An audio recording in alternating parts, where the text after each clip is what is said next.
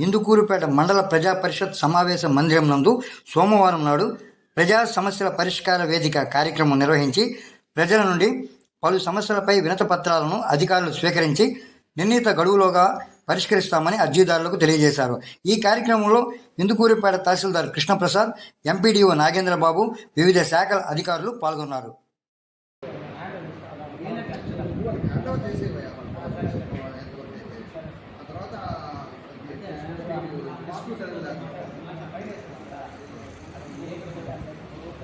అది వాళ్ళతో మాట్లాడు.